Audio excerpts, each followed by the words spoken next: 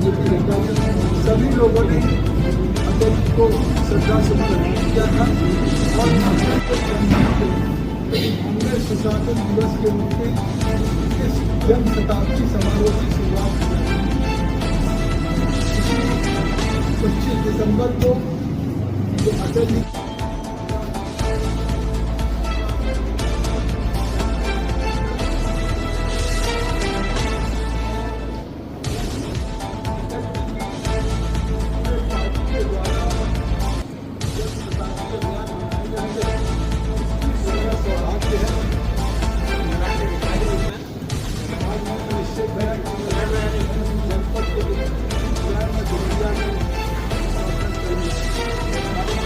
Party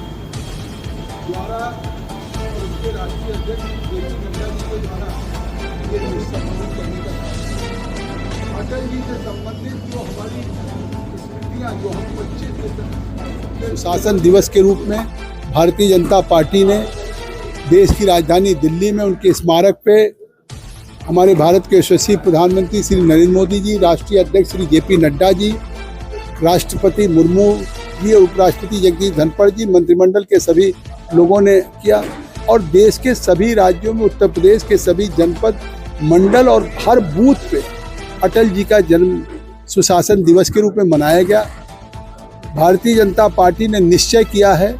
कि 25 दिसंबर उनके जन्मदिन से 24 से 25 दिसंबर 2025 तक अटल जी का जन्म शताब्दी वर्ष मनाया जाएगा, जिसमें पूरे साल अटल जी के व्यक्तित्व पे, कृतित्व पे हम पूरे साल कार्यक्रम करेंगे। सबसे पहला 25 जनवरी से 31 जनवरी तक हम एक अटल जी के साथ एक उनकी जिससे स्मृतियाँ, उनके संबंध में लेख, उनके संबंध में चीज़ें हों, तो ऐसे लोगों को हम अपने जनपद में चिन्हित करेंगे, संपर्क करेंगे उन महापुरुषों को जिन्होंने अटल जी के साथ कभी संपर्क किया हो, कभी उनके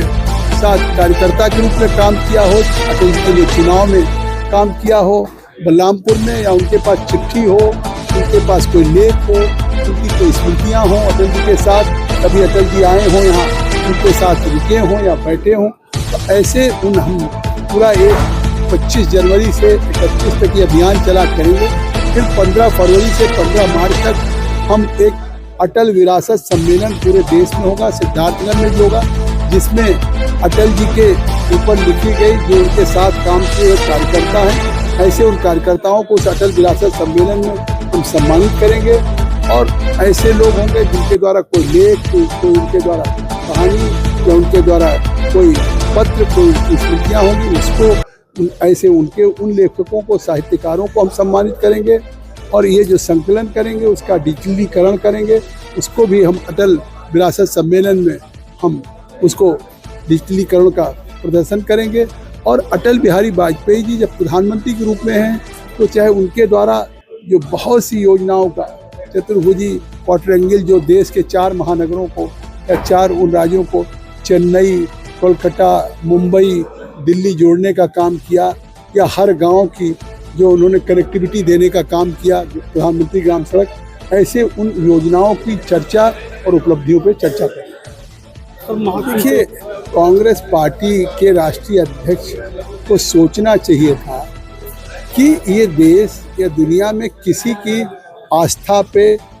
ठेस पहुंचाने का बयान नहीं देना चाहिए। वो खुद जाएं उनकी क्या धारणा है, लेकिन जिस तरह से उन्होंने एक सनातन धर्म पे बयान दिया है, वो देश को शर्मसार कर रहा है। अभी कुंभ शुरू हुआ है, न केवल प्रदेश से, देश से, पूरी दुनिया से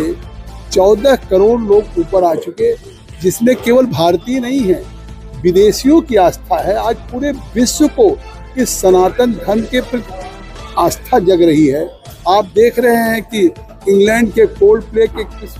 जैसे सिंगर आ रहे हैं, या हमारे जितने प्लेयर्स आ रहे हैं, कितने बड़े बड़े आर्टिस्ट आ रहे हैं। तो ये जहां हम लोगों का आस्था है,